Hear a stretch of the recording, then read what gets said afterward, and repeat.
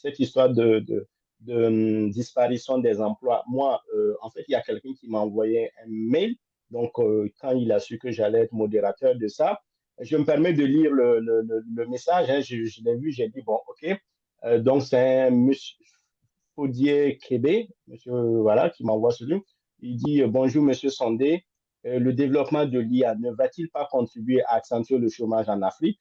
Un peu comme ce que tu évoquais. Si l'on considère la démographie en Afrique où la population est très jeune et une pyramide des âges inversée en Europe, ne peut-on pas penser que l'IA contribue à remplacer le déficit de natalité en Europe par une intelligence artificielle?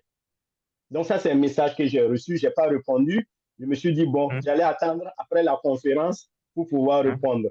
Donc, en gros, voilà, la personne, bon, elle s'inquiète sur ça. Elle se dit, est-ce que finalement, l'intelligence artificielle, est-ce une opportunité ou une menace pour l'Afrique, en sachant que, effectivement, les pays développés, aujourd'hui, voilà, ils ont une courbe, on va dire, une pyramide des âges qui fait que, voilà, les personnes actives sont moins nombreuses. Et du coup, c'est des personnes. Donc, du coup, le fait que l'IA va remplacer ces personnes. Alors qu'en Afrique, c'est complètement le contraire. En Afrique, on a besoin d'abord de créer ce qu'on appelle les emplois de masse avant Mhm. d'aller vers toute cette automatisation et toute cette généralisation de l'intelligence artificielle.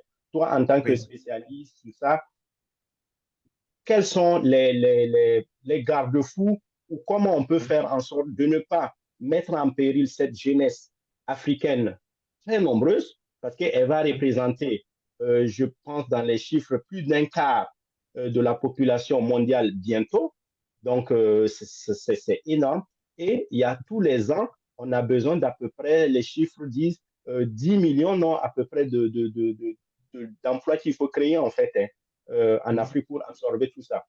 Et l'IA Mhm. ne va pas non plus arranger ça. Qu'est-ce que toi tu dirais, qu'est-ce que tu répondrais à monsieur Québec? Oui, ce que je dirais à celui qui vous a envoyé le mail, c'est qu'avec ce qu'il a dit, on n'a pas d'autre choix que carrément d'adopter l'IA. Je prends un exemple simple. OK, prenez un médecin. Actuellement, un médecin traite il y a une capacité de 1000 au moins 1000 personnes, Mhm. un médecin pour 1000 habitants, au minimum. Ok, Dans ok, certaines zones de l'Afrique, c'est un médecin pour 100 000 habitants. OK? ok. Comment vous Mhm. voulez qu'un médecin traite 100 000 habitants? Non, C'est pas possible. impossible. C'est-à-dire, on est dans une situation en Afrique où il y a un manque de personnel. On a besoin d'enseignants, on a besoin de médecins, on a besoin de tout. Tout est en manque en Afrique. Alors qu'on vous dit, OK, il y a cette intelligence artificielle qui peut aider le médecin, permettre au médecin qui traite 100 patients par jour de pouvoir traiter 1000, 2000, 5000 patients par jour.